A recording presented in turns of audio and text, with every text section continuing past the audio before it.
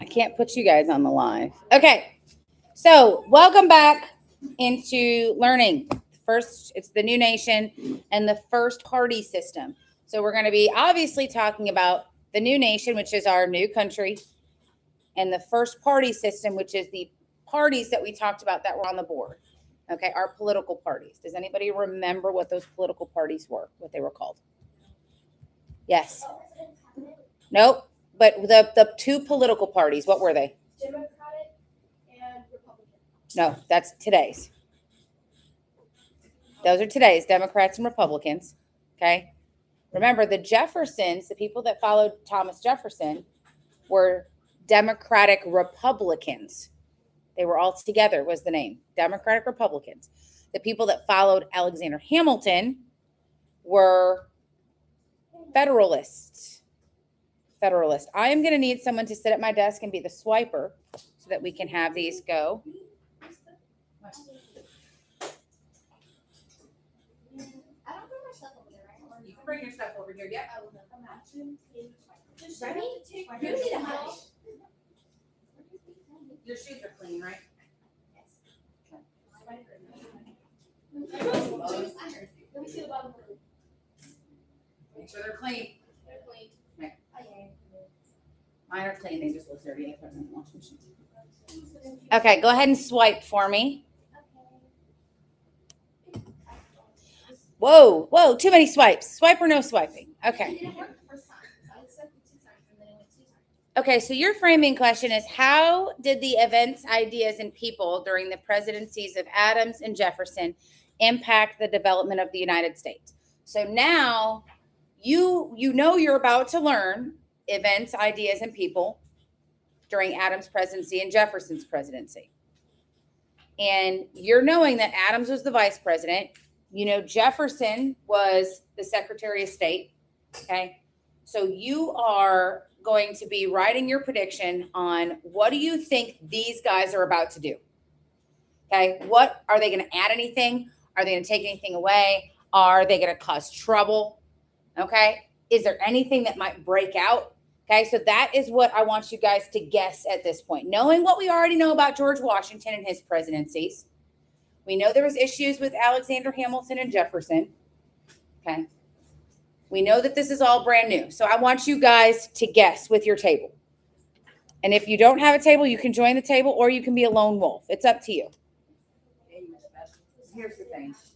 Okay. Y'all are not even on the right section of it. You don't even have a journal open. Yeah, I was trying to like get some of the stuff done, so was it like It was due last Friday, so anything you were trying to get done, it is well done. Okay, it needs to be in class every single day. Okay, all right, this is what you need to be working on. You need to be guessing on this. so like right now I just feel like take my notes. If you can, but make sure you put them in the book once you get it. Yes, it's not gonna be correct because it's a guess. It's a guess. So None of them are ever correct, but none of them are ever wrong. This is a prediction, right? So you could be right. You could be completely 100% correct in your prediction. I'm not grading you on this as to whether or not you have the right prediction.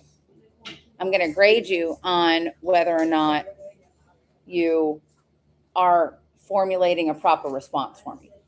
Full, pretty much it is, but it's got to be a full sentence.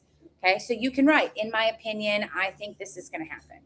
Or I predict that Jefferson's going to grow a beard and ride off into the sunset with, no, I'm giving you an example of writing a sentence.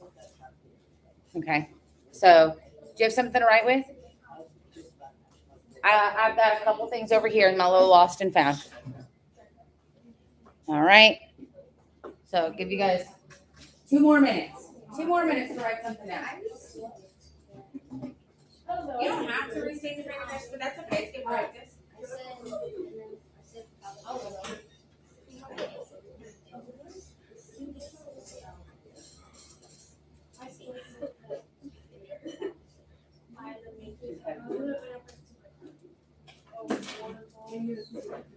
And then don't forget at the bottom, we have our vocabulary. And we'll go over those here in a second.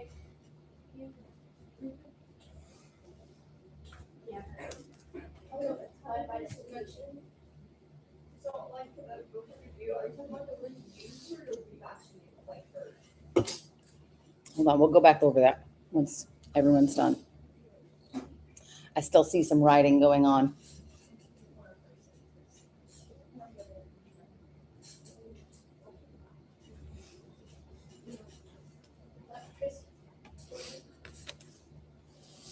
Now, last time you guys had 10 vocabulary words. This time you have 4. Yay. Okay. So our vocabulary that this time is impressment, sedition, a demagogue, or a judicial review. Okay. Impressment, sedition, demagogue, and judicial review. So any guesses on what impressment may mean? Impressment. What do you think? To impress somebody. Okay. It's not right, but I understand why you think that. That's okay. That's a good guess. It says impress in the word. Okay. So impressment. It's probably what everybody else was thinking too. Okay. What about sedition? Anybody have any guesses on sedition? Okay. Taking something away. What about demagogue?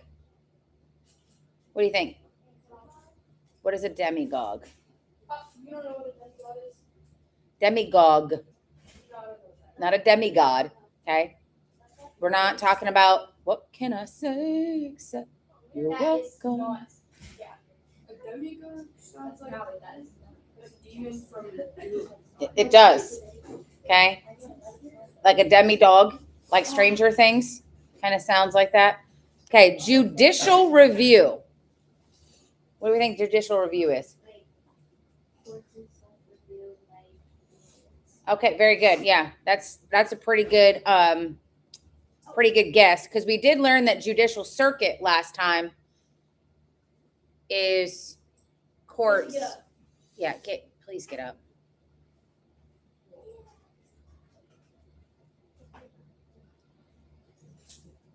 All right, let's flip the page. Huh? What? What is it? Reviewing of cases. Reviewing of cases. Okay. All right. Well, we are going to find out. Okay. We are going to find out. You need to write one vocabulary word that you think you maybe have heard before. Okay. Maybe you know what it is. Okay. All the books are back there. Yep. Remember I said when you guys were in here this morning, please go get a book. All right. So we're going to be on section 1. It is Adams and Jefferson. And in the book, it's on page 18. So if you can turn to page 18, go ahead, you can flip it.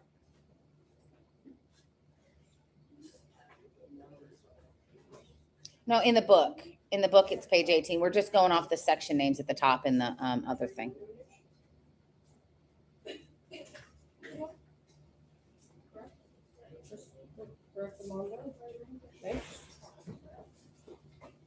Yep. First thing you guys need to do is come in here and make sure you have a book at your table. Yes.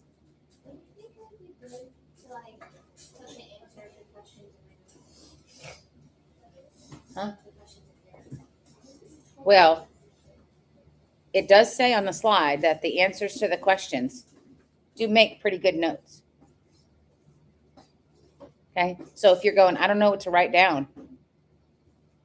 Some of this stuff's pretty good. All right. Section 1, Adams and Jefferson. This is a standard section, so you're going to want to write at the minimum 3 notes. Remember, we talked about what notes should be. Okay. So after Washington left the presidency, the new nation was in flux. It means it was kind of in limbo. Like, oh my gosh, what are we going to do? Jefferson's gone, or Washington's gone. Never before had the country had a contest for its leader. John Adams, who had been Washington's vice president, was the candidate of the Federalist Party. And the Democratic Republicans named Thomas Jefferson as their choice for president. Adams won the election of 1796, but barely. And in those days, the person who came in second became the vice president, even though he might be from another political party. So Thomas Jefferson becomes the vice president of the United States. But this method of election will soon change. So today, the presidential candidate picks their vice president. But back then, whoever got the second amount of votes was the vice president. And I don't think that's a bad idea. Because if you think about it, right now, remember, George Washington had said, political parties create division. But if you have somebody from one party as a president and the other one as a vice president, don't you think that means that they have to work together? Okay. Imagine if Trump won and Kamala became vice president. Now they would have to try to figure out and work out issues with each other. Okay. Take a look at the map real quick that is up here on the page. Okay. This is a map of pretty much what the borders are of the United States. So it says in the corner that Federalist John Adams of Massachusetts received 71 votes. And then the Democratic Republican Thomas Jefferson received 68 votes. Thomas Jefferson becomes vice president. Adams was of English descent, born in 1735 in the British colony of Massachusetts Bay. He obtained a collegiate education and was a lawyer by profession. He actually dies July 4th of 1826. So if we're looking at this, the blue, okay, the blue part of the map up here, these are territories that we have. This is how far the United States went up until this point. There was no other land. It basically went to the Mississippi River, and we didn't even have Florida. All right. That was actually owned by Spain. So the territory does not get to vote. The territories belonging to Georgia, the territories of Northwest Ohio. But you can already notice a pretty big split in this map. Can anybody see that split? Yes? Huh? What about Kentucky?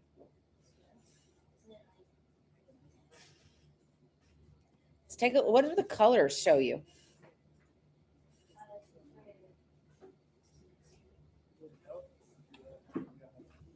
You don't have a key. We're guessing. We have colors. Okay. What colors do we have?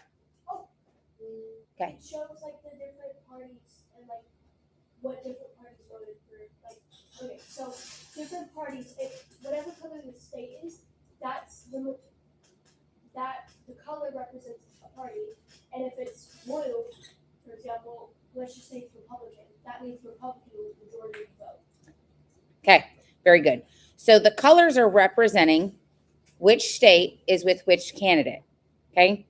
If Thomas Jefferson is from Virginia and Adams is from Massachusetts, what color do we think Adams is? Red. Very good. Okay, so he is probably getting all of the northern votes, and Jefferson is getting the southern votes. So not only are political parties splitting our ideas and our people, but they have also, in the very first election, split the country. Do you still see that today? Yeah. North versus South? Lots of that is the perception, okay? The South still tends to vote in a certain way. The Northern, especially New England, tends to vote in an opposite way. Okay, we are still doing the same things, and it's still splitting us. When we get to the Civil War, it's North versus South, Union versus Confederate. And it's going to be a difference between two parties. And it starts right here at technically election number 2. All right. So let's look at this map again. Somebody, if you look at it really closely, okay, can you tell me how many votes, and this might throw you guys off just a little bit, how many electoral votes does Massachusetts get? Take a look at that map and see if you can find it. Huh? Massachusetts. Massachusetts is our state that has a little arm that comes off of it, and it looks like this. Ariana, what do you think? 16. Very good. Where did you find the 16? At the very top on the side. But what state is that? That's Maine.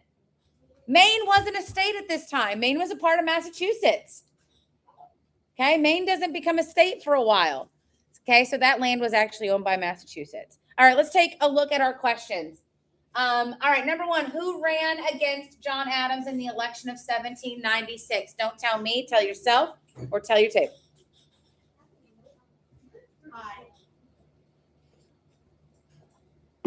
Who ran against John Adams in the election of 1796?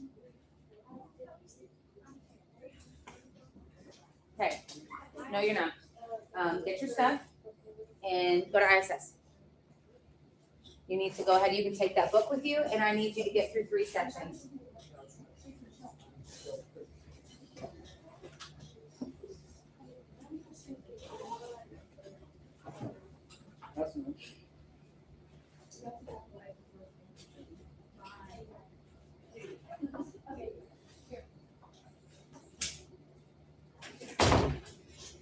All right, our second question. How was the vice president chosen in the nation's early years?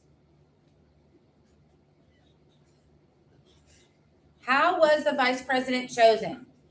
Okay, tell somebody at your table.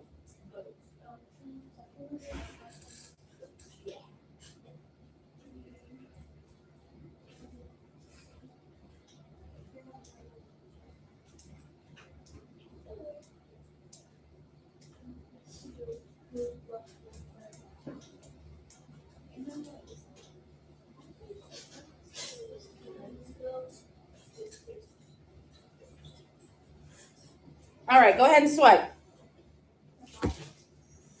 Okay, so your question, how does this election of 1796 show the growing influence of political parties in the United States? This is our second election, okay? How does this, what we've looked at, even this little section, show us that political parties are starting to grow in influence, right? Where are we seeing that at?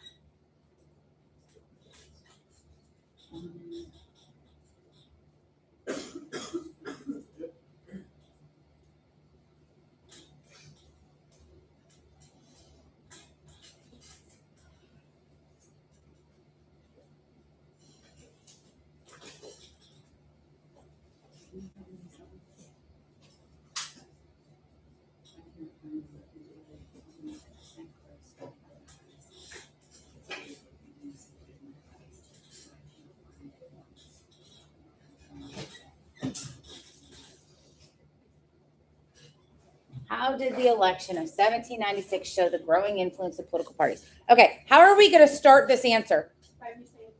By restating. Okay, how are we going to do that? What are we going to say? The election of 1796 showed the growing influence of political parties in the United States by. Very good. Okay, the election of 1796 shows, you could even say shows that political parties are growing influence because. Okay, so some sort of variation of that. That is how you're going to want to make sure that you start that question.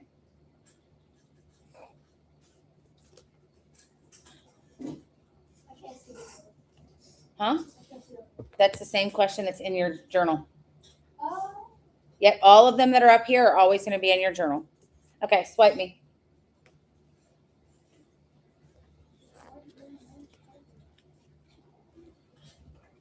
All right. Your next section is called an old problem.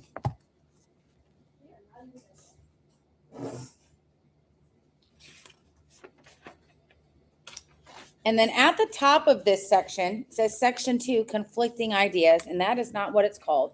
So if you guys could take your pen, cross out, do it nicely, not, obnoxiously, but just cross it out and write at the top in old problems.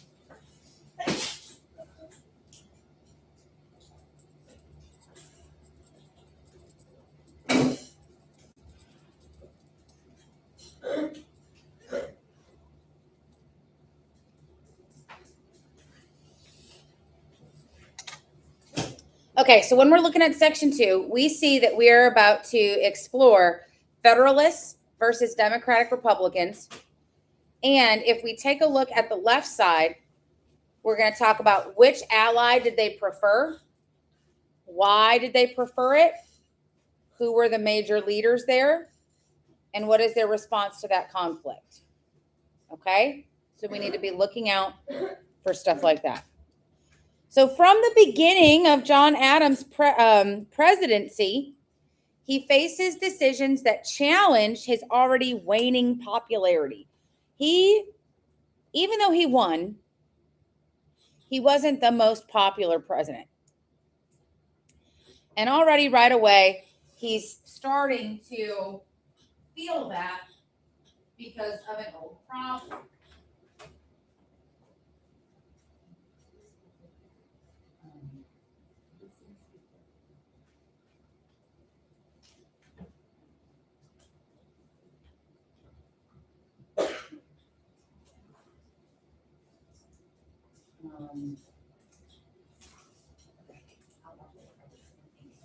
Okay, sorry guys. All right. An immediate problem actually begins when George Washington was still president. And we touched on this. George Washington said, don't get involved in foreign affairs. Do you guys remember that little block that we read? Don't get involved in foreign wars. It's not our business. Okay, not my monkey, not my circus, right? We don't want to argue with France. We don't want to argue with Britain. But France and Britain are old enemies. France and Britain fight wars throughout history constantly. Okay? It's like they enjoy fighting each other. Okay? It's basically like that. Okay? They just constantly fight. They were fighting before the American Revolution. Then France fought with us, which caused a problem. And then when we didn't get involved, then France was mad at us. But the amount of wars that they fought, the English kings always thought that they were kings of France. So over hundreds and thousands of years, there's always been conflict. Now the French thought it was America's turn to help. Some Americans agreed. There was a lot of Americans that were very confused as to why we were not helping France, particularly because the French people just had a revolution of their own and they had overthrown their king and set up a republic. French Revolution. Anybody know anything about the French Revolution? I know the American Revolution. Okay. During the Revolution, I know, like what you just said, they helped us a lot. I have never heard of the French Revolution. Right. Because they were already about to go into the revolution, and I'm pretty sure there was a war or something like that. And that also was horrible. Do you know what the French people did to the rich people? What'd they do? Wasn't they like burning stuff down, if I can remember correctly? Oh, there was probably some burning. Yeah, because that's what he used to tell us before this, how he was burning down the riches. Okay. Do you guys know what a guillotine is? They chopped their heads off. It's that square looking thing. It's got the big, yeah, you put your head in there, flop. Okay. Heads will roll. All right. So the French had many revolutions, by the way. Okay. This is not the first, nor will it be the last. All right. But they're chopping people's heads off. Okay. Marie Antoinette. You guys have watched Peabody and Sherman? Yeah. Yes. Is it Marie Antoinette and Peabody and Sherman? Well, I don't know. Okay. All right. We will watch Peabody and Sherman in here at one point in time. Okay. So France really thought that we were going to go help them because, look, we did the same thing as you did. We had a revolution. We kicked out our royalty. Okay. Now, we didn't go kill King George. Okay. I mean, if we were closer, maybe. All right. So many of the Americans who wanted to help France were Democratic Republicans. This might be in your graphic organizer. Many Americans who wanted to help France were Democratic Republicans. So that means the Federalists wanted to help who? Very good. Indeed, Thomas Jefferson was a very strong supporter of France, but the Federalists, like Alexander Hamilton, believed that the United States should side with Great Britain. And why is that? That is because we were very, very economically tied. So let's start our little column over here. We have our Wait, I have a question. Federalists. So was John Adams elected president? In the first election, yes. Ah!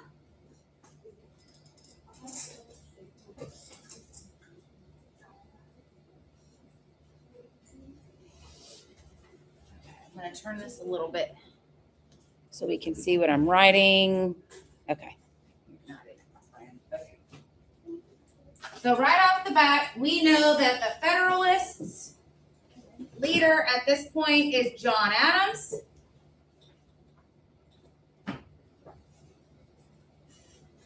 And we know that they are fans of Britain.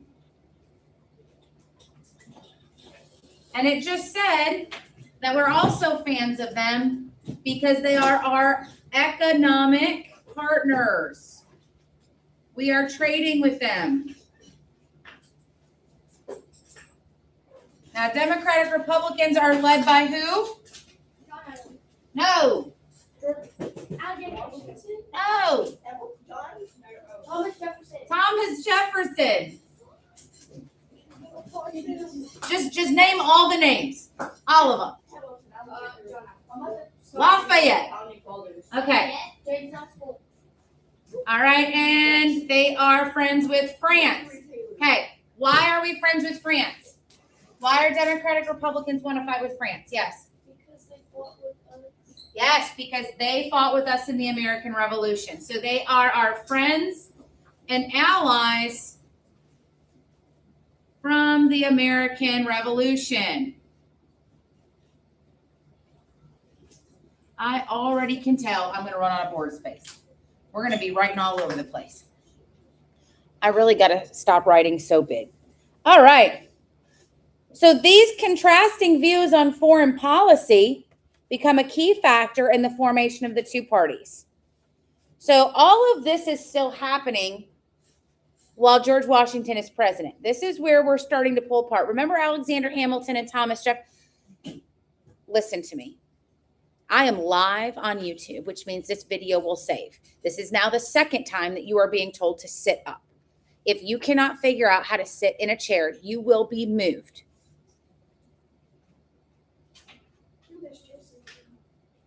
Well, as a matter of fact, why don't you come down here to this table? So you are no longer tempted to do that. Gather all of your stuff and come sit at this table. This one.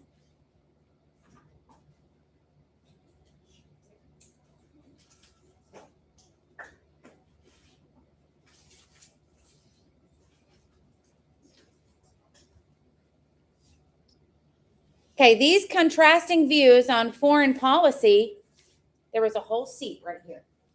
You did not have to move somebody else's stuff. Right there.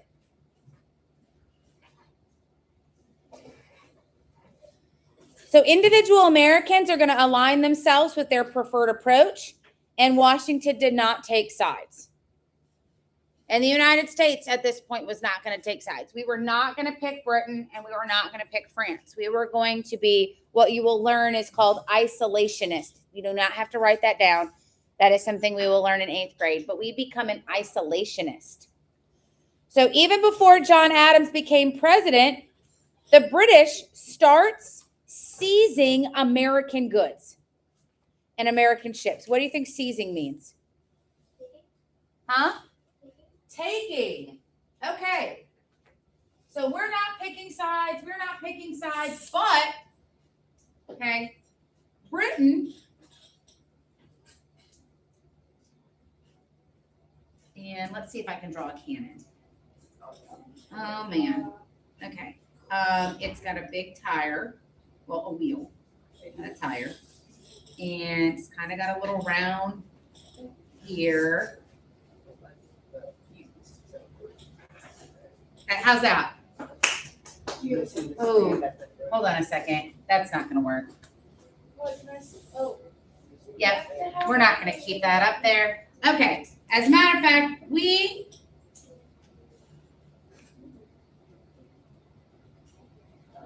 we're just going to draw some boats. Okay, so the British Navy starts boarding American boats. Okay, British Navy goes to fight American boats. Now, it is not just our Navy, which we don't really have one. It's our trading ships. And what are they stealing? They are stealing supplies and people. And people.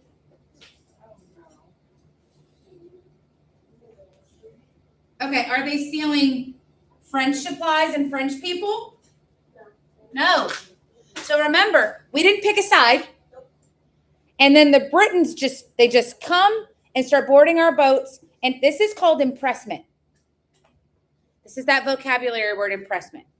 Okay? So if this is our boat, and all of a sudden somebody that Miss Dyson's class starts to come in here and they start taking all of our supplies and then they start stealing you, and then they tell you, you are now working on our boat. I would say yes. Okay? Of course you would. Okay. Well, Miss Dyson's boat came over here. What do you mean, what beef do I have? Because we're the Americans and we're sitting here going, why is she, what in the world's going on? Why did you just come and steal our stuff? Okay? So we have this impressment thing. Okay? Britain starts coming and stealing our boats. But then France sees that this could be pretty awesome. And they start attacking our boats. Okay? We can't. We can't. You're right. Can't have anything to ourselves. Okay? Why do you think that now both of them are attacking us? Because they're poor and they're pathetic. No. Okay, why do you think they're both coming at us? Because we didn't pick a side. Right? Oh, we're going to be neutral. Well, now we're a neutral enemy. This is going on when George Washington is on office, but it keeps getting worse as John Adams is in there. Okay? Then the French government threatens the United States. Okay? In 1797, President Adams sent 3 Americans to France to ask the French to stop and negotiate. Can I be one of those Americans? Well, they are dead. But before they would even agree to talk, French agents known as X, Y, and Z approached the 3 Americans with a demand for a hefty bribe. So here's this all going on. And now we have French guys, okay?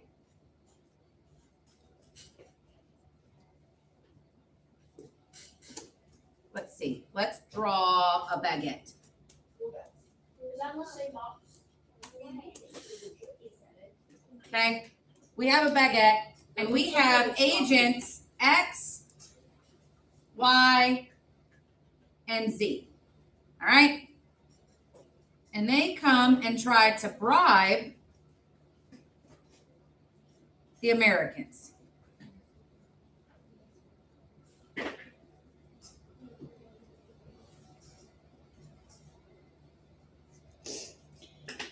This becomes known as the XYZ affair. Okay? The XYZ affair. And it makes the American people really mad. So, what do? We're being attacked. American shipping boats are being attacked. We've got French agents are threatening us and trying to bribe us. Okay?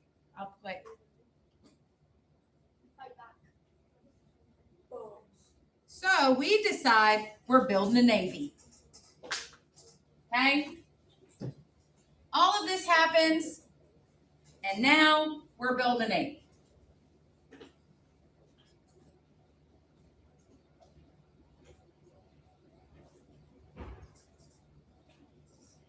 Anybody have any family members in the Navy? A lot of them. Yeah, a lot. Brags about it. I get the boyfriends.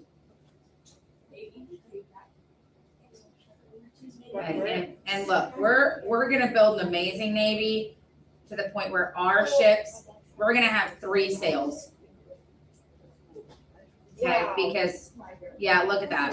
Then the British Okay. add 5,000. Okay, and then look, you know what? We're gonna add little cannon holes on our ship, because what you gonna do now, okay? What? There's not enough room to move on. Okay.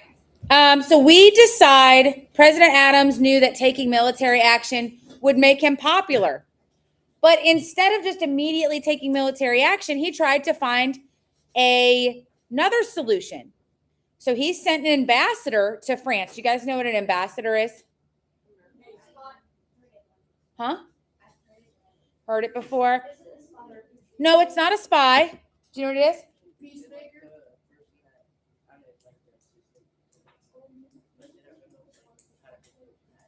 Okay, so it is kind of like that. An ambassador is kind of like an assistant to the president, but it's for that country. Okay, so we send an ambassador to France.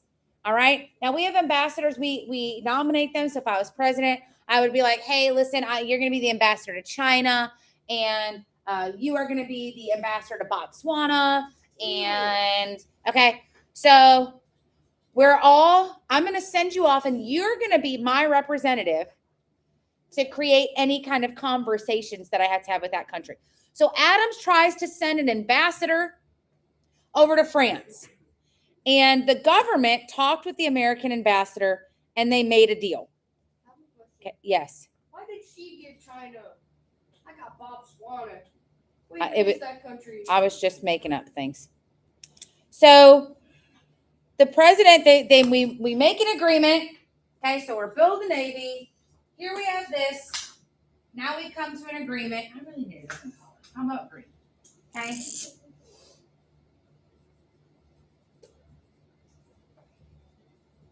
So the ambassadors meet.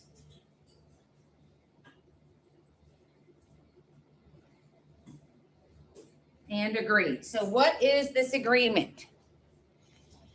He worked to keep America out of the war. This caused him to lose a significant amount of support from those who want the country to engage in war. Okay. John Adams, most of the country wanted him to go take people out. They weren't just stealing supplies and stealing people. Britain was going onto our boats and taking them and then telling these people that they were traitors to the crown. Do you guys know what a traitor is? Yes. What's a traitor?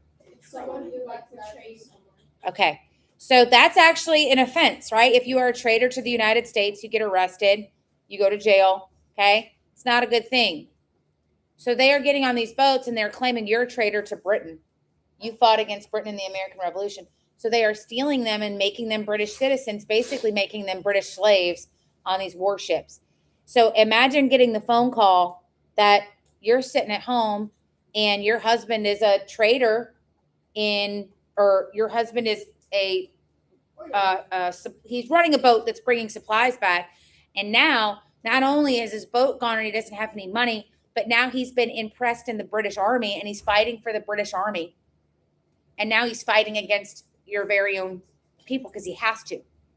Okay, this is making the American people mad, and they wanted to go to war. They wanted to fight Britain. They wanted to fight France. So when John Adams is like, hey, so I sent an ambassador over, and guys, guess what? Everything's cool. Okay, so even people in John Adams' own party, his own Federalist Party, are mad at him. Yeah. And he starts to lose support. They turn against him. Now, on the other hand, the Democratic Republicans who are already opposed to Adam, they're not going to support him anyway, even if his actions aligned with their own position. Okay, so you got these two political parties, but if they didn't like Adams, they didn't like Adams. It didn't matter. Okay, so let's take a look at our questions. How does this war between France and Great Britain affect the United States? They're fighting against each other. We stay out of it, but what actually happens to affect us? Okay, talk with your table, write that. Well, you don't have to write that down, but let's see if you guys know the answer.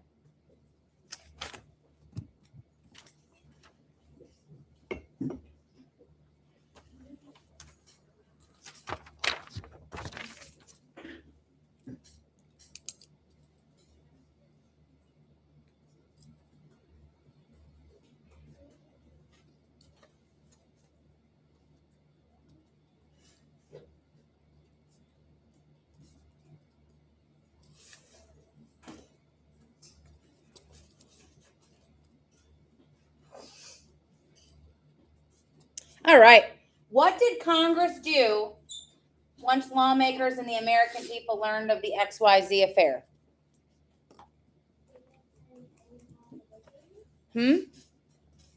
No. What did they do? It's on the bottom of page 20.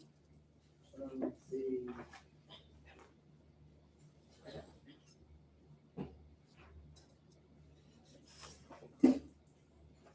Yes. What'd they do? Alex, what'd they do? Hey, they created the Navy. All right. Created a Navy and Navy. Okay. All right. What did President Adams that prevented U.S. entry into the war already being fought? What was his solution?